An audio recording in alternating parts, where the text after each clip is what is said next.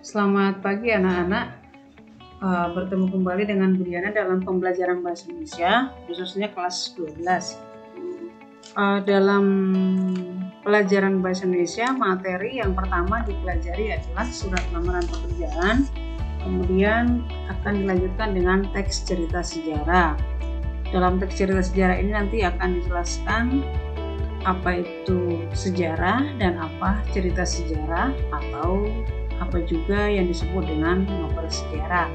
Banyak yang akan kita pelajari atau kita diskusikan dalam pembelajaran kali ini. Tetap semangat supaya kita bisa mempelajari dengan baik dan hasil memuaskan. Baik, kita akan mulai dengan pengertian teks cerita sejarah. Dalam Kamus Besar Bahasa Indonesia, sejarah diartikan kejadian atau peristiwa yang benar-benar terjadi pada masa lalu. Sejarah itu didukung dengan bukti-bukti yang didapat dari catatan ataupun perkataan orang tua yang diwariskan secara turun-temurun. Itu arti sejarah. Nah, kalau teks cerita sejarah adalah naskah cerita atau narasi rekaan. Narasi kan artinya adalah cerita yang mengandung unsur-unsur sejarah. Dalam teks cerita sejarah terdapat pula cerita yang sifatnya rekaan, misalnya mitos-mitos asal-usul sebuah negeri, mitos kedatangan sebuah agama, dan mitos alegori, atau jenis teks cerita sejarah yang lain yang seluruhnya bersifat rekaan. Dalam teks cerita sejarah ada beberapa unsur nyata, tetapi ada juga beberapa unsur yang ditambahkan sehingga membuat teks cerita sejarah itu benar. Kita lanjutkan pada ciri-ciri cerita atau novel sejarah. Yang pertama, ciri-cirinya adalah menampilkan latar di masa lalu. Latar itu adalah tempat, latar waktu, dan latar suasana pada masa lalu. Yang kedua, disajikan secara kronologis. Kronologis artinya adalah berurutan sesuai dengan urutan waktunya. Yang ketiga, sering menggunakan konjungsi temporal. Konjungsi artinya adalah kata penghubung, temporal adalah menyatakan waktu. Jadi konjungsi temporal adalah kata penghubung yang menyatakan waktu. Lalu isinya dapat berupa fakta atau kenyataan, dapat juga berupa fiksi atau khayalan dengan latar cerita berupa fakta. Dia sebetulnya adalah fiksi atau khayalan, tetapi latar ceritanya bisa berupa fakta atau kenyataan. Itu adalah ciri-ciri cerita atau novel sejarah. Kita lanjutkan kepada pembelajaran berikutnya adalah jenis teks sejarah. Yang pertama, teks cerita sejarah berdasarkan fakta sejarah. Menurut jenisnya, teks sejarah ada dua macam, yaitu teks cerita sejarah berdasarkan fakta dan teks cerita sejarah berdasarkan fiksi, atau teks cerita sejarah fakta dan teks cerita sejarah fiksi. Yang pertama adalah kita pelajari teks cerita sejarah berdasarkan fakta sejarah. Teks cerita sejarah berdasarkan fakta sejarah disusun berdasarkan fakta sejarah. Tokoh dalam teks cerita sejarah ini benar-benar ada. Begitu juga dengan latar dan kronologi peristiwa yang diceritakan seluruhnya ada dan bisa dibuktikan. Hanya saja dalam penulisannya dibumbui atau ditambahkan dengan unsur-unsur sastra, seperti adanya dialog yang membuat cerita semakin menarik untuk dibaca. Contohnya adalah contoh teks cerita sejarah berdasarkan fakta adalah seperti Untung Suropati, sebuah roman sejarah karya Yudi Heriwibowo. Kemudian Kupilih Jalan Gerilya, roman hidup Panglima Besar Jenderal Sudirman karya E. Rojakata Asura. dan yang lain lagi nanti akan kita pelajari satu persatu. Itu adalah jenis teks cerita sejarah berdasarkan fakta. Selanjutnya kita akan belajar teks cerita sejarah fiksi. Tadi yang pertama adalah teks cerita sejarah berdasarkan fakta. Sekarang adalah teks cerita sejarah berdasarkan fiksi. Teks cerita sejarah fiksi merupakan cerita fiksi yang mengambil latar peristiwa sejarah masa lalu. Tokohnya bersifat fiktif atau khayalan. Latar dan waktu peristiwa sejarah yang dipakai berupa fakta sejarah. Kemudian peristiwa sejarah masa lalu disampaikan dalam rangkaian fiksi dengan cerita imajinatif. Contohnya seperti Lingkar Tanah, Lingkar Air karya Ahmad Tohari, Tiba Sebelum Berangkat karya Faisal Kodang, dan yang lainnya. Jadi yang perlu dipahami adalah teks cerita sejarah fiksi ini merupakan cerita fiksi yang mengambil latar peristiwa sejarah masa lalu, tetapi tokohnya bersifat fiktif atau khayalan.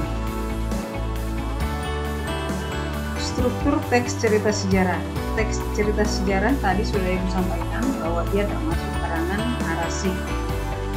Strukturnya terdiri dari abstrak, orientasi, dan komplikasi, klimaks, resolusi, dan koda. Yang pertama kita pelajari adalah struktur. Yang pertama adalah abstrak. Abstrak adalah ringkasan atau inti cerita.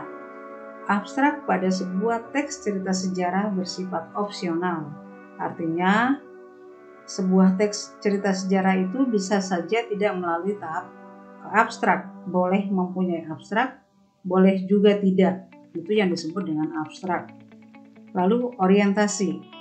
Orientasi merupakan pembuka dalam teks cerita sejarah yang berbentuk novel. Orientasi berisi pengalaman tokoh dan latar cerita. Pengenalan tokoh berkaitan dengan pengenalan pelaku, terutama pelaku utama dalam cerita tersebut. Pengenalan ini meliputi kejadian yang dialami oleh tokoh atau pelaku utama. Pengenalan latar berkaitan dengan waktu, ruang, dan suasana terjadinya peristiwa dalam cerita sejarah. Kemudian komplikasi. Komplikasi pada tahapan ini, komplikasi berisi urutan kejadian. Kejadian-kejadian ini dihubungkan dengan secara sebab akibat. Peristiwa satu disebabkan atau menyebabkan peristiwa-peristiwa yang lain. Komplikasi muncul akibat munculnya suatu konflik yang diceritakan pada tahapan orientasi tadi. Tahapan ini ditandai dengan reaksi atau respon pelaku dalam cerita sejarah terhadap konflik. Bagaimana respon pelaku utama pada sebuah konflik sudah diceritakan dalam komplikasi.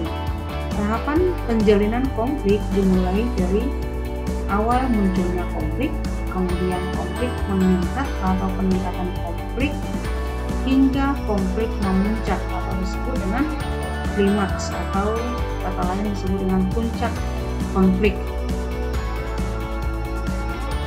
Struktur yang keempat adalah klimaks. Klimaks merupakan puncak konflik dalam sebuah teks cerita sejarah. Pada saat klimaks inilah konflik mencapai tingkat intensitas tinggi atau intensitas tertinggi. Itulah yang disebut dengan klimaks atau puncak konflik. Kemudian adalah resolusi. Resolusi adalah suatu keadaan ketika konflik terpecahkan dan menemukan penyelesaiannya.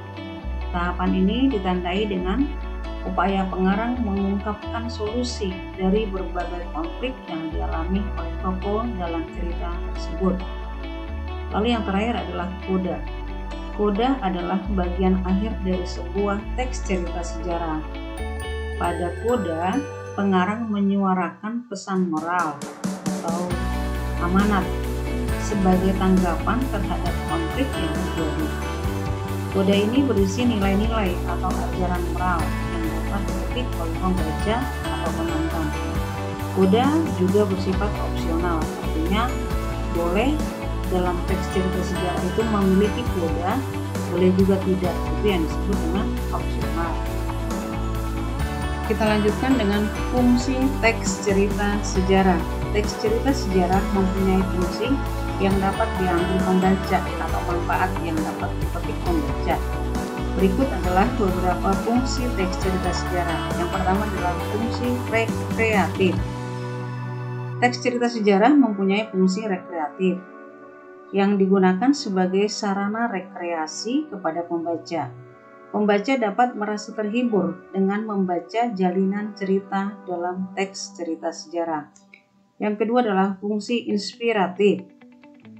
Teks cerita sejarah memberikan inspirasi untuk menumbuhkan ide-ide kreatif kepada pembaca. Inspirasi tersebut didapat pembaca dengan cara menyimpulkan amanat dalam teks cerita sejarah. Kemudian fungsi instruktif. Artinya adalah teks cerita sejarah dapat digunakan sebagai salah satu alat bantu dalam pembelajaran. Teks cerita sejarah dapat merekonstruksi sejarah dengan sudut pandang yang berbeda-beda. Kemudian adalah fungsi edukatif. Teks cerita sejarah dapat digunakan untuk memberi pelajaran kehidupan bagi pembaca. Pembaca dapat mengambil teladan dari perilaku atau watak tokoh dalam cerita teks cerita sejarah. Pembaca dapat menerapkan pelajaran tersebut dalam kehidupannya sehari-hari.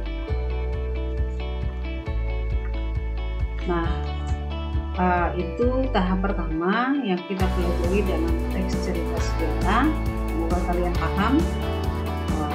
Jika ada hal-hal yang tidak jelas atau kurang jelas, kita tanyakan langsung ke Diana. Terima kasih. Salam sehat.